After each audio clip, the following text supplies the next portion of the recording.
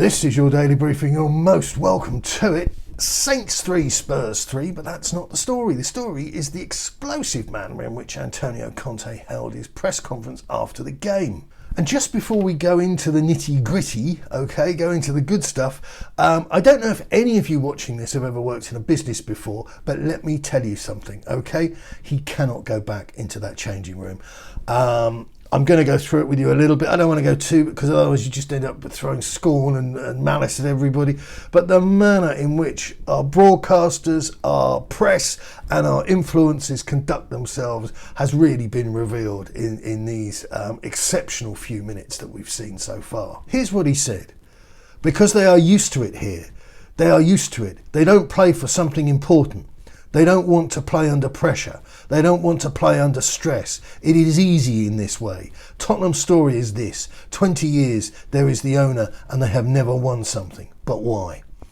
So if you don't think he's calling out the owner, even though he mentions him virtually by name there, then that's your problem, not mine. But what is he talking about here? Well, I think in the first instance, I'd reference HOTSPUR way. I would be a believer in treat them mean, keep them keen, and we got it from Jose Mourinho when he arrived here. And he missed, his pronunciation because he's Portuguese, and he referred to the duvets at HOTSPUR way. And I'm pretty sure it's kitted out like any 6-star hotel. But as with a 6-star hotel, you're kind of loath to leave it in a hurry. And this married up with players on extraordinarily long contracts being paid, comparatively speaking, an absolute fortune. Where is the incentive?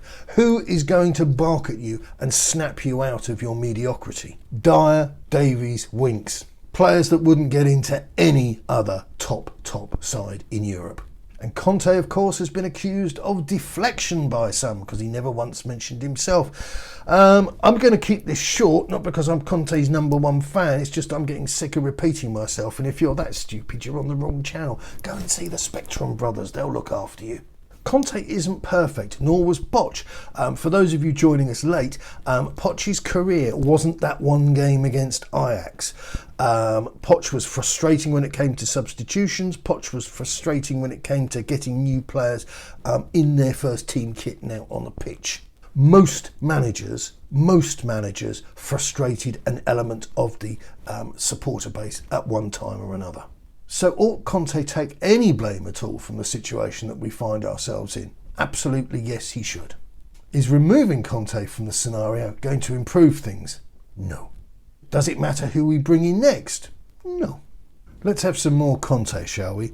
You are finding an alibi, another alibi. You tried to find an excuse for the players. Okay, continue to do this. Continue to find an excuse for the players. You do only this.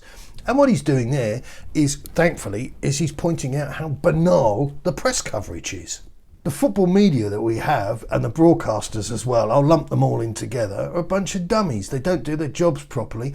And I have to say, I've said it before, so I'll say it again, if Brian Glanville was working for Football London, and he was pumping out as much content as your average hack journalist is doing these days, his reputation would be in absolute smithereens. You cannot sustain the quality when you're doing the volume. It just doesn't work. Which of course explains in part why we have, again, a football media and broadcasters hand in hand who aren't questioning for a nanosecond what Tottenham's business model is truly about.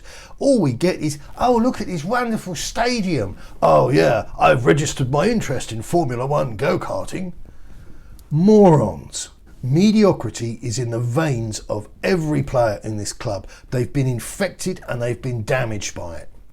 And Conte knows it. There's more. Because it is time to change this situation if Tottenham want to change. If they want to continue in this way, they can change the manager, a lot of managers. But the situation cannot change, believe me. Why does he say that? Because he's had conversations with Daniel Levy. He's had conversations with the acolytes of Daniel Levy, I'm sure, by this stage. And they all think Mother knows best. Newsflash, she doesn't. So where do we go from here? Well, for my money, like I've said, you can't, in any business, it's impossible. You can't send him back into the changing room. That's not going to work. So we've got an international break. That gives us a little bit of wiggle room. I think it's April the 3rd that we've got Everton away. I would be amazed if there's a manager in place by then. But as I've said, my first choice, and by that it's not my choice because I'm not deranged, I'm not demented.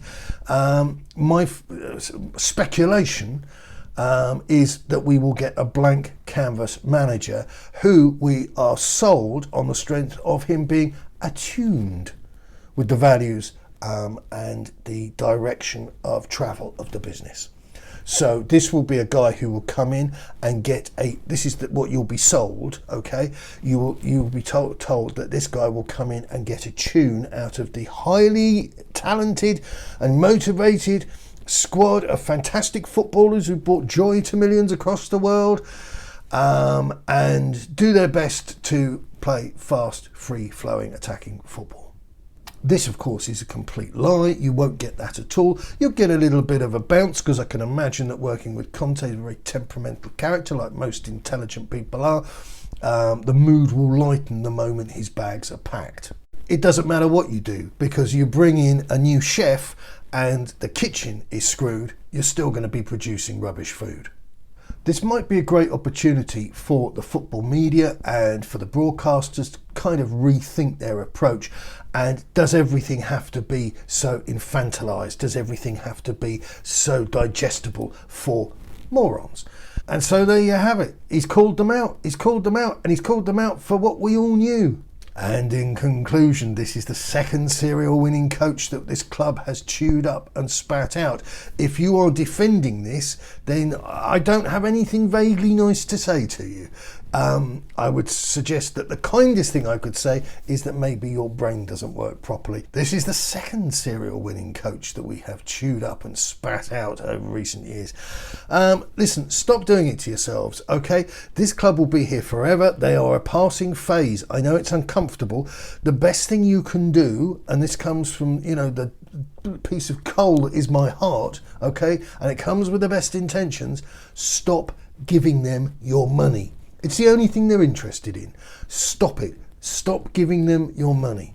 It's the money that they want. They took more money. They had more growth last season than any other side in the world.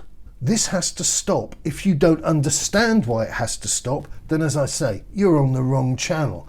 But for me, ENIC's time is up. Who is the third serial winner coach that they're going to bring in? That doesn't make any sense. If the wreckage of the previous serial winners isn't enough for you, and if, say, for example, Carlo Ancelotti was unveiled next week, and it gets you vaguely excited, then I feel sorry for you, because that just means I can already predict it. We're going to have 3 wreckages opposed to the current 2.